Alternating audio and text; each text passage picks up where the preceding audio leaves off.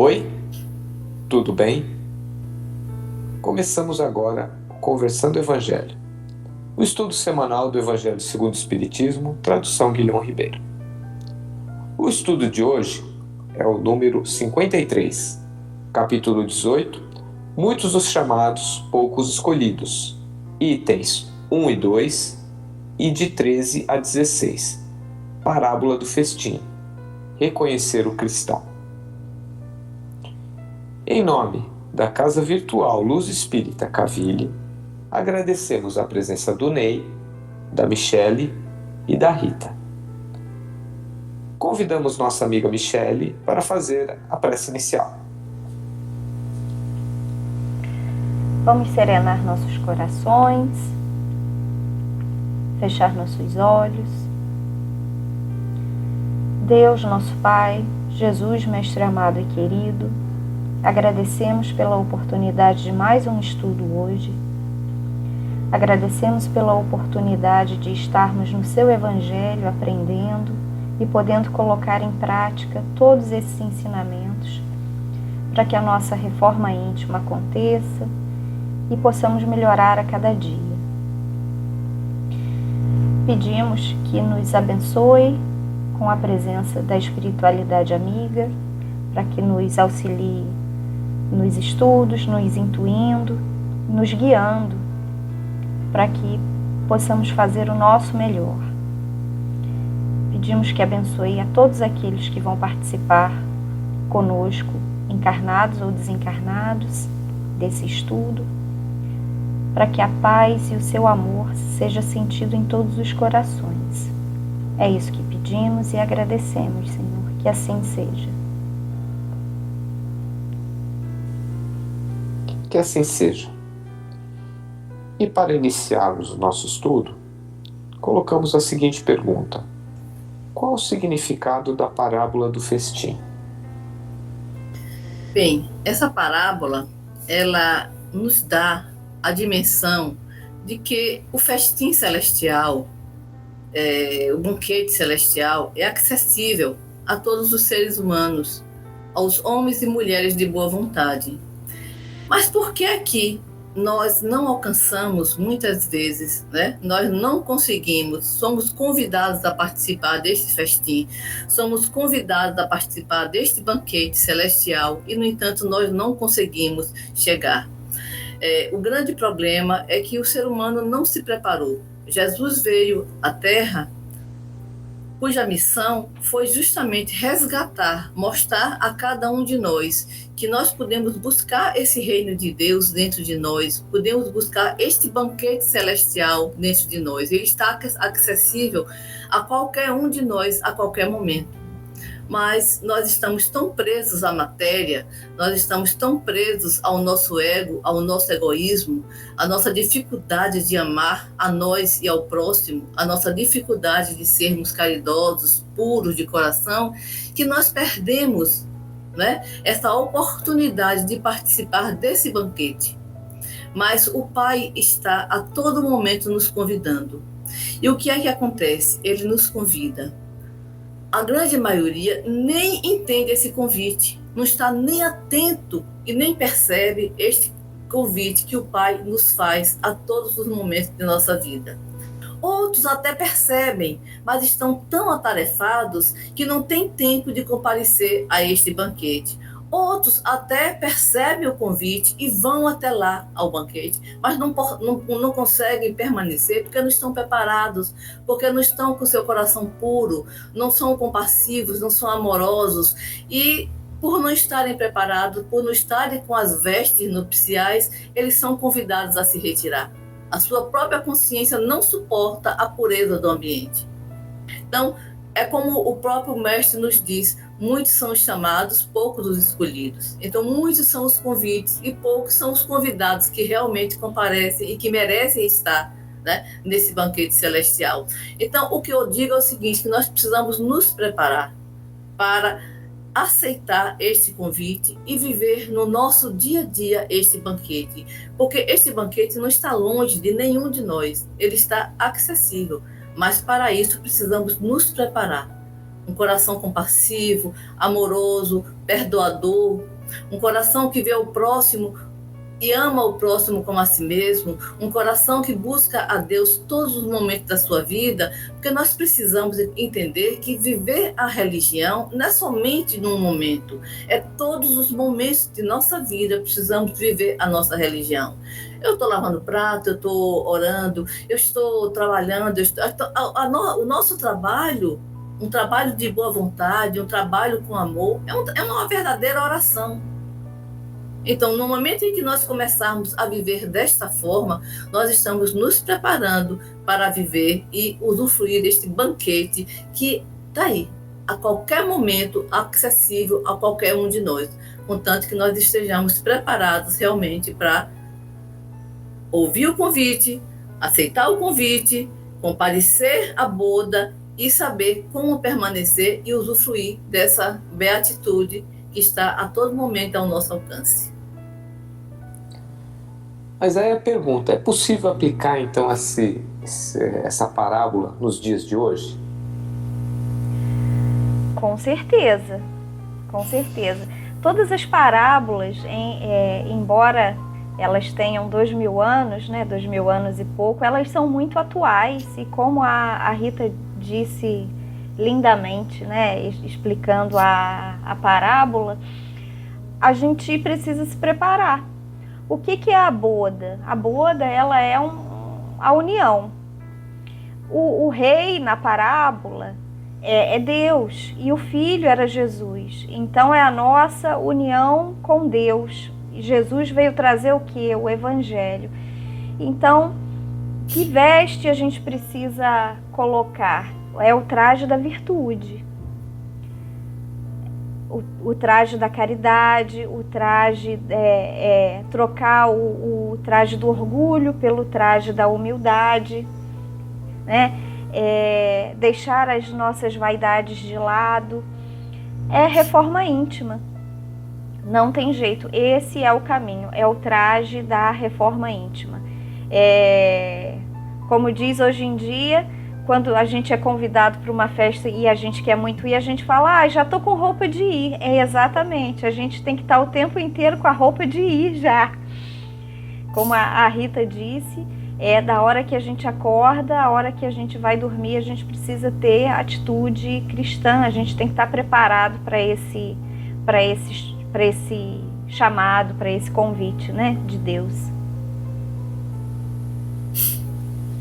E como a gente pode explicar o muito se pedirá a quem muito recebeu?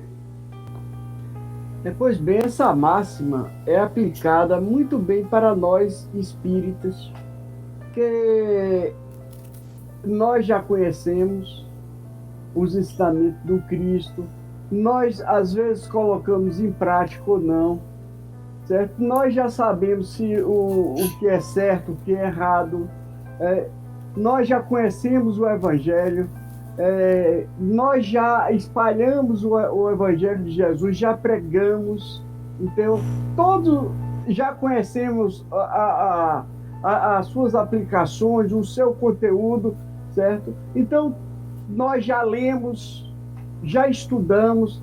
Quantos de nós ainda estamos sem compreender nada, apesar de todo esse manancial em nossa mão?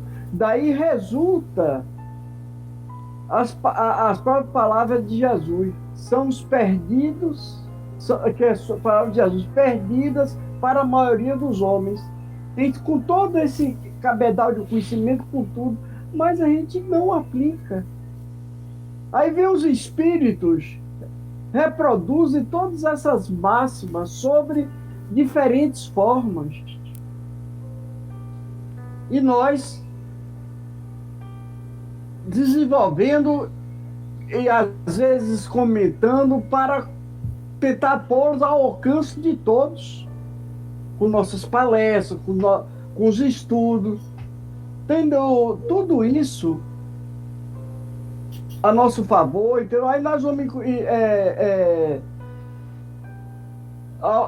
colocar de maneira, pode ser colocado de maneira particular,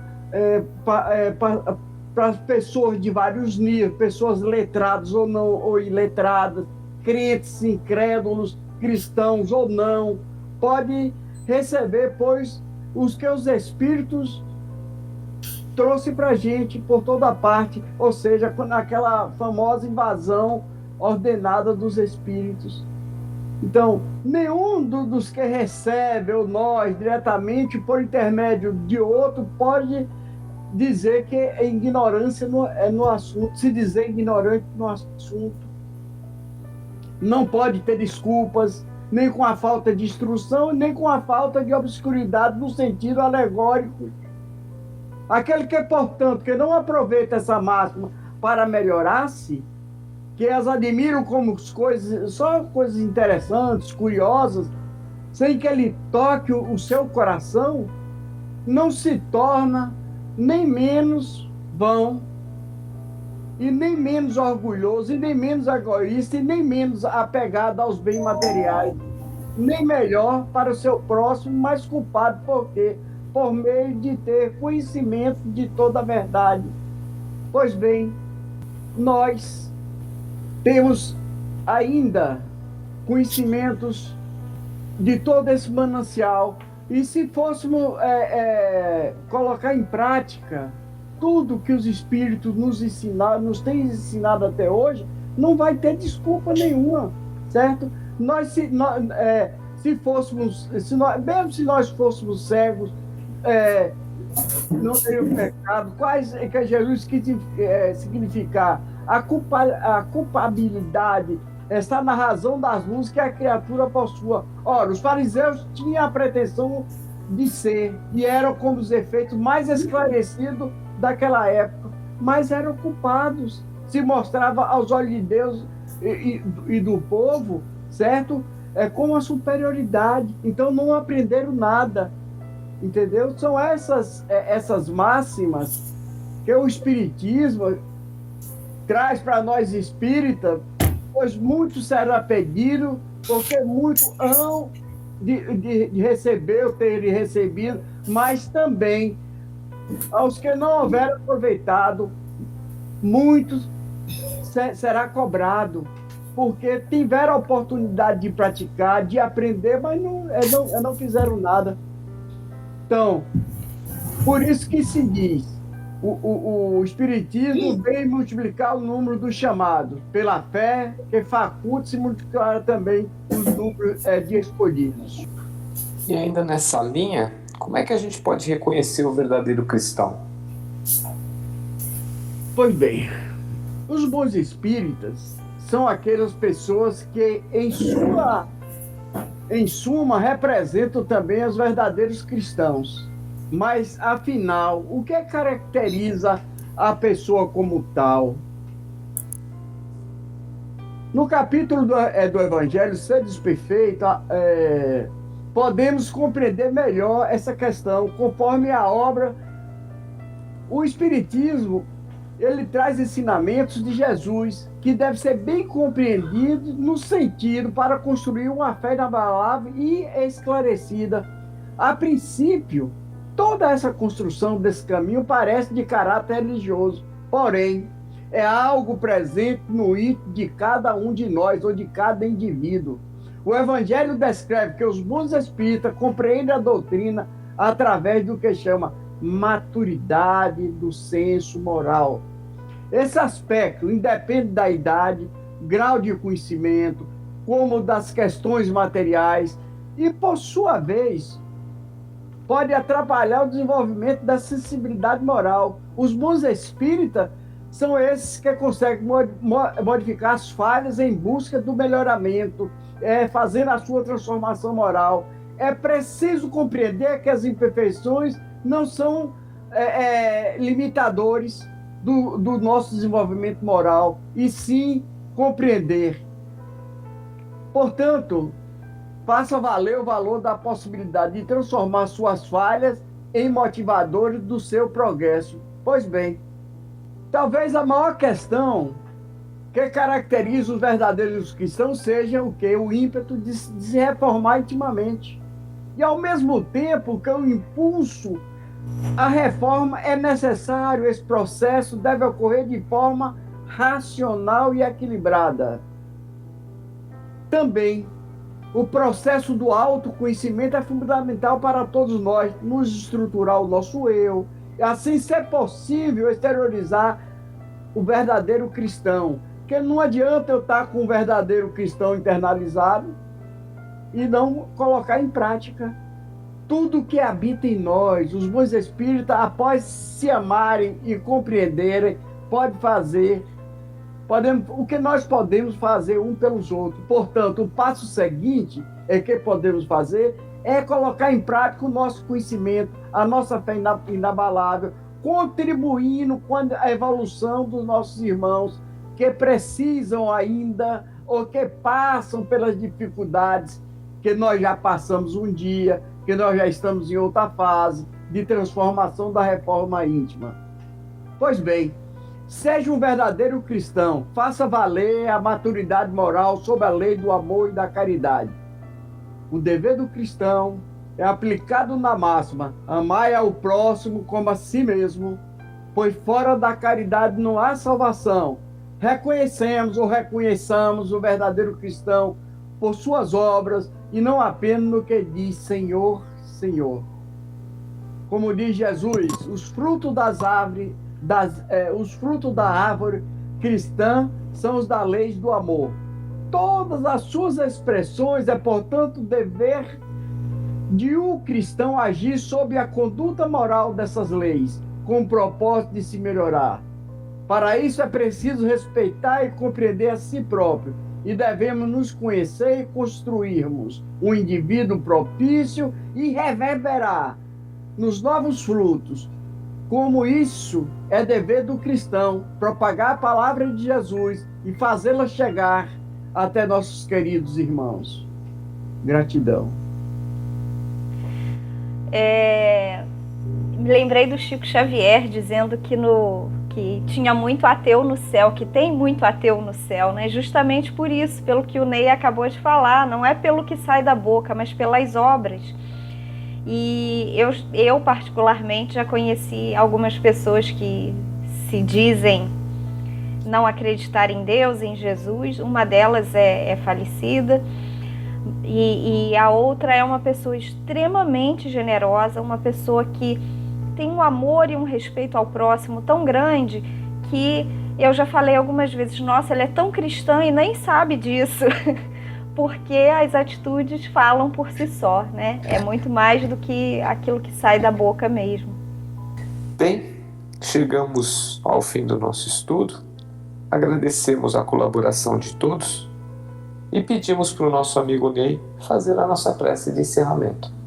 Vamos nos acalmando, para entrarmos em sintonia com a espiritualidade superior, os nossos anjos guardiões. Pai de amor e de bondade, obrigado pela oportunidade maravilhosa de nos aprofundarmos em sua doutrina querida. Que tua paz nos devolva e nos traga luz. Que a nossa semana seja de aprendizado e prática do amor, ensinada por Jesus. Abençoe especialmente os coordenadores encarnados e desencarnados do nosso Conversando o Evangelho e de todos os companheiros que disponibilizou seu tempo, trazendo as suas reflexões que nos instrui. Gratidão a Deus por nos disponibilizar esse canal virtual, que tem nos ajudado no aprendizado, que nos dá a oportunidade de estarmos reunidos, estudando, evoluindo sempre. Que seja concedida a todos nós uma maravilhosa noite de sono reconfortante.